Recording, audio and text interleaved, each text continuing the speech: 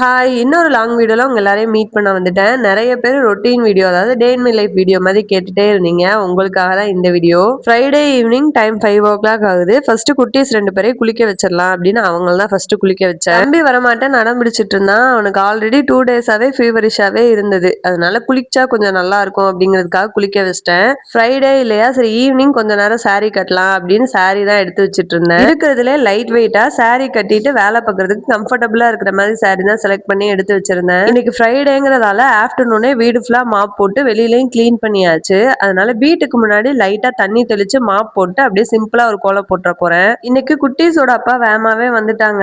அதனால குட்டீஸ் அவங்க உள்ள பாத்துட்டு இருந்தாங்க. அதனால கொஞ்சம் நிம்மதியா உட்காந்து பொறுமையா கோலம் போட்டுட்டு இருந்தேன். இந்த வெயில் காலம் வந்தாலே ஒரு சில விஷயம்லாம் கண்டிப்பா நடக்கும். எறும்பு வர்றது, பவர் கட் ஆகுறதுங்கிற மாதிரி. அதே மாதிரி 6 மணி ஆகிறப்ப கரெக்டா பவர் கட் பண்ணிட்டாங்க. ஹஸ்பண்ட் டீ கேட்டிருந்தாரு. அப்படியே எங்க 2 பேருக்கும் டீ தான் போடுறது கிச்சனுக்கு வந்தேன். இப்ப டீ போட்டோம்னா டீ ரெடி ஆகுற வரைக்கும் சும்மா தானே இருப்போம். அந்த டைம்ல ஏதாவது கிச்சன்ல வேலை இருந்தா அதெல்லாம் பார்த்து முடிச்சிருவேன். அப்படிதான் கிச்சன்ல அங்கங்க இருந்த திங்ஸ் எல்லாம் எடுத்து ஒதுங்க வச்சிட்டு இருந்தேன். சாமிக்கு பூ போடுறதுக்கு கொஞ்சம் பூ வாங்கிட்டு வந்திருந்தோம். அதுல ஒயிட் கலர் செவ்வந்தி மட்டும் நிறைய பேலன்ஸ் இருந்தது. இதை வேஸ்ட் பண்ண வேணாம் அப்படின்னு இந்த மாதிரி பால் மாதிரி கட்டிட்டு நான் தான் வச்சிட்டு இருக்கேன். இது ரொம்பவே நல்லா இருக்கு பாக்குறதுக்கும். பாப்பாக்கு மொட்டை எடுத்தோம்னா அடுத்து எப்ப முடி வளர்ப்பானு தெரியாது. இப்ப முடி இருக்கிறப்பே வச்சு அழகு பார்க்கலான்னு பார்த்தா அவ வைக்கவே விட மாட்டா. ஜடை போட்டா கூட எப்படா நம்ம அசருவோம்னு பார்த்து கழட்டிடுவா.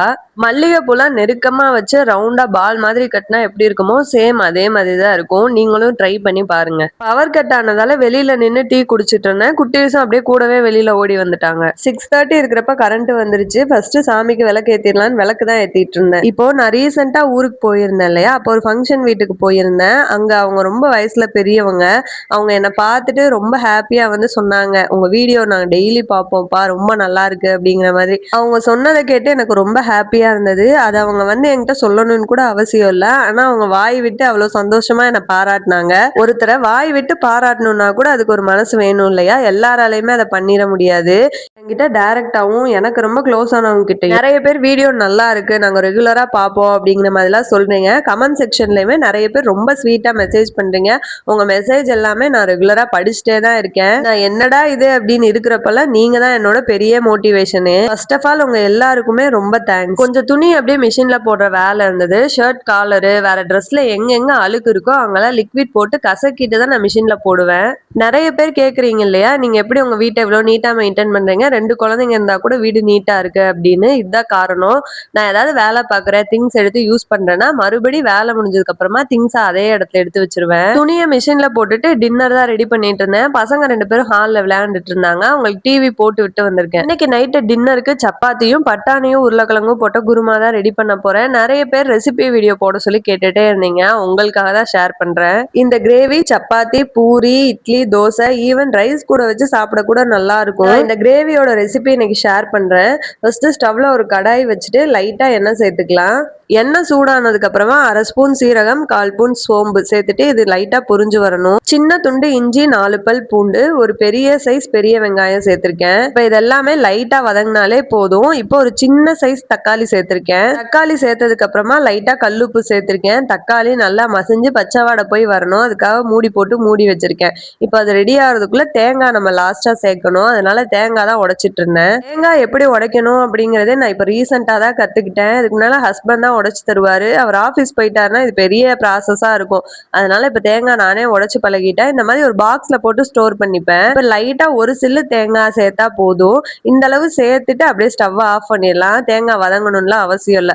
இது ஆறுறதுக்காக கீழே தூக்கி வச்சுட்டேன். என் பையனுக்கு தேங்காய் தண்ணினா ரொம்ப பிடிக்கும். தேங்காவை பாக்குறப்பல கேட்டுட்டே இருப்பான் தேங்காய் தண்ணி வேணும்னு. அம்மா உடைக்கிறப்ப தர்றேன் அப்படின்னு சொல்லுவேன். அதனால இப்ப தேங்காய் உடைச்சோன்னா ஆளுக்கு கொஞ்சமா ஊத்தி வடிகட்டி அவங்க 2 பேருக்கும் கொடுத்துட்டேன். இங்க குட்டீஸ் 2 பேரும் ஹால்ல விளையாண்டுட்டு இருக்கிறப்போ விளக்கெல்லாம் ஏத்தி வைக்கிறதே பயம்தான். அதனால விளக்கு அப்படியே குளிர வச்சுட்டு தான் அடுத்து கிச்சனுக்குள்ள போனேன். சப்பாத்திக்கு தான் மாவு பிசைஞ்சு வச்சிடலாம் அப்படின்னு அந்த வேலை தான் பார்த்துட்டு இருக்கேன். நமக்கு ஒரு சில விஷயம்லாம் ரொம்ப பிடிக்கும். சின்ன வயசுலலாம் தேங்காய் தண்ணிலாம் எங்க அம்மா எடுத்தாங்கன்னா கரெக்டா ஈக்குவலா தரணும். எனக்கும் என் தம்பிக்கும் கொஞ்சம் கூட அதிகமாவோ கம்மியாவோ இருந்துடக்கூடாது. இல்லைன்னா பயங்கரமா சண்டை போடுவோம். ஆனா இப்பெல்லாம் என் பையன் வந்து தேங்காய் தண்ணி குடிக்க ஆரம்பிச்சதுக்கு அப்புறம் நான் குடிக்கிறதே இல்ல. அவன் குடிச்சு நல்லா இருக்குமா அப்படின்னு சொன்னாலே நான் குடிச்ச மாதிரி சாட்டிஸ்ஃபேக்ஷன் வந்துருது. பாப்பாக்கு இன்னும் அதெல்லாம் கேட்க தெரியல. இப்போ வதக்கி வச்சிருந்தோம் இல்லையா, அதெல்லாம் ஆறிடுச்சு. அது எல்லாத்தையும் ஒரு மிக்ஸர் ஜார்ல மாத்திட்டேன். பட்டாணி வேக வச்ச தண்ணியே சேர்த்துட்டு இத நல்லா பேஸ்ட்டா அரைச்சு எடுத்துடணும். கொஞ்சம் கூட கொரகொரப்பா இருக்கக்கூடாது. இத நல்லா அரைச்சதுக்கு அப்புறமா ஸ்டவ் ஆன் பண்ணி ஆல்ரெடி யூஸ் பண்ணேன் இல்லையா, அந்த பாத்திரமே எடுத்திருக்கேன். இதுல அரைச்ச பேஸ்ட், பட்டாணி, உருளைக்கிழங்கு, மிக்ஸி ஜாரையும் அலசி அந்த தண்ணியும் சேர்த்துக்கிறேன். ஒரு ஸ்பூன் வீட்டு மிளகாய் தூள், கொஞ்சமா கருவேப்பிலை சேர்த்துட்டு இது எல்லாத்தையும் கலந்துடலாம். இப்ப காட்டினேன் இல்லையா, அந்த வீட்டு மிளகாய் தூள் தான் வெஜ் நான்வெஜ்னு எல்லாத்துக்குமே யூஸ் பண்ணுவேன். டேஸ்ட் நல்லா இருக்கும். குருமாவை மூடி வச்சுட்டு குக்காக விட்டுலாம். நல்லா கலர் மாதிரி வரணும். இப்ப அதை இன்னொரு பர்னருக்கு மாத்திட்டு இந்த பர்னர்ல சப்பாத்தி தான் போட போறேன். நான் சப்பாத்திக்கு பெருசா எந்த ப்ராசஸும் பண்றது இல்ல. இப்ப நான் காட்டினேன் இல்லையா, இதே மாதிரிதான் பண்ணுவேன். ஆனா சாஃப்டாவே இருக்கும். எங்க வீட்டுல எல்லாருக்குமே சப்பாத்தி பிடிக்குங்கிறதால இன்னைக்கு டின்னர் இப்படி பிளான் பண்ணிட்டேன். மாவு காலி ஆயிடுச்சு, நாளைக்கு தான் ஆட்டணும். அப்படியே சைட் பை சைட் குருமாவும் பார்த்துட்டு இருக்கேன். குருமாவும் ரெடி ஆயிடுச்சு. இப்போ குருமா நல்லா இந்த அளவுக்கு கலர் மாதிரி வந்ததுக்கு அப்புறமா நான் கரம் மசாலா சேர்த்துக்கிறேன். இந்த பிராண்டோட தான் எடுத்திருக்கேன். நம்ம வீட்லயே ரெடி பண்ற கரம் மசால் இன்னுமே ஃபிளேவர்ஃபுல்லா இருக்கும். என்னால இப்போதைக்கு அதை வீட்ல ரெடி பண்ண முடியாதுங்கிறதுனால பேக்கெட்ல இருக்கிறது யூஸ் பண்றேன். குட்டீஸ் 2 பேருக்கும் தான் சப்பாத்தி கொடுத்திருந்தேன். பாப்பாக்கு இந்த மாதிரி பிச்சு பிச்சு கொடுத்துருவேன். தம்பி அவனே பிச்சு சாப்பிட்டுப்பான். 2 பேருக்கும் அட் அ டைம்ல தான் கொடுக்கணும். ஒருத்தர் கொடுத்துட்டு இன்னொருத்தர் கொடுக்கலன்னா சண்டை போட ஆரம்பிச்சிருவாங்க. இவங்க 2 பேருக்கும் கொடுத்துட்டு தான் அடுத்து எங்க 2 பேருக்கும் சப்பாத்தி போட ஸ்டார்ட் பண்ணேன். எனக்கு ஓரளவுக்கு இந்த மாதிரி வரும். ஆனா ரொம்ப உப்பலா வராது. ஆனா சப்பாத்தி சாஃப்டா தான் இருக்கும். வீட்ல எல்லாரும் சாப்பிட்டதுக்கு அப்புறமா எல்லா பாத்திரத்தையும் ஒதுக்கிட்டு கிச்சனை கிளீன் பண்ணிட போறேன். கிச்சன் இப்படிதான் இருந்தது. நம்ம கவுண்டர் டாப்பை கிளீன் பண்ணணும்னா ஃபர்ஸ்ட் கவுண்டர் டாப்ல இருக்கிற பாத்திரத்தை தான் கிளியர் பண்ணணும். ஃப்ரிட்ஜுக்குள்ள வைக்கிறது, தண்ணி ஊத்தி வைக்கிறது, குப்பையில போடுறதுன்னு எல்லாத்தையும் எடுத்து போட்டுட்டு பாத்திரத்தை எல்லாம் எடுத்து சிங்க்ல விளக்க போட்டேன். இப்ப பண்ண குருமா கூட கொஞ்சம் பேலன்ஸ் இருந்தது. ஆனா இப்படியே பெரிய பாத்திரத்துல வைக்காம அது ஒரு குட்டி பாத்திரத்துக்கு மாத்திட்டு இருக்கிற பாத்திரம் எல்லாம் விளக்கு எடுத்து போட்டோம்னா கிச்சனை நம்ம நீட்டா மெயின்டைன் பண்ணிக்க முடியும். கிளீன் பண்றதுக்கும் ஈஸியா இருக்கும். பாத்திரமும் அடிக்கடி விளக்குற மாதிரி இருக்காது. ஒரே டைம்ல எல்லாத்தையும் கிளியர் பண்ணி எடுத்து போடுறப்ப நம்ம அடிக்கடி பாத்திரம் விளக்குற மாதிரி இருக்காது. ஒரே டைம்ல முடிச்சுட்டு வந்துடலாம். அப்படியே எப்பயுமே நைட்டு பால் காய்ச்சி வைப்பேன். அதுக்குமே ஒரு பக்கம் வச்சுட்டேன். நாளைக்கு சாட்டர்டேங்கிறதால எனக்கு ஹெல்ப்புக்கு வரவங்க வருவாங்க. அதனால பாத்திரத்துல விளக்கல, சும்மா வாஷ் பண்ணி ஒரு பேஸ்கெட்ல எடுத்து வச்சுட்டேன். நீங்க நம்ம சேனலை சப்ஸ்கிரைப் பண்ணாம பாக்குறீங்கன்னா மறக்காம சப்ஸ்கிரைப் பண்ணிக்கோங்க. வீடியோ பிடிச்சிருந்தா லைக் பண்ணிட்டு உங்க ஃப்ரெண்ட்ஸ் அண்ட் ஃபேமிலியோடவும் ஷேர் பண்ணிக்கோங்க. வீடியோ எப்படி இருக்குன்னு மறக்காம உங்க ஃபீட்பேக்கை கமெண்ட் செக்ஷன்ல சொல்லுங்க. அது எனக்கு ரொம்ப ஹெல்ப்ஃபுல்லா இருக்கும். வீடியோக்கு கீழே ஹைப்புங்கிற பட்டன் பாத்தீங்கன்னா மறக்காம பிரஸ் பண்ணிக்கோங்க. ஒரு ஆள் 3 தடவை ஹைப் கொடுக்கலாம். வாஷிங் மிஷின் ஆன் பண்ணியிருந்தேன் இல்லையா, அது ஓடி முடிஞ்சிருச்சு. நான் மறந்து போயிட்டு பாத்திரம் கூடயே வாஷிங் மிஷின் மேல வச்சுட்டேன். இப்போ கவுண்டர் டாப் கிளீன் பண்ணிட்டு கவுண்டர் டாப்ல தூக்கி வச்சுட்டேன். நிறைய பேர் இந்த ஒரு டவுட் கேக்குறீங்க, வாஷிங் மிஷின் மேல பாத்திரம் கூட வைக்கிறீங்களே ஒன்னும் ப்ராப்ளம் இல்லையா அப்படின்னு. இது வரைக்கும் எந்த ப்ராப்ளமும் வரல.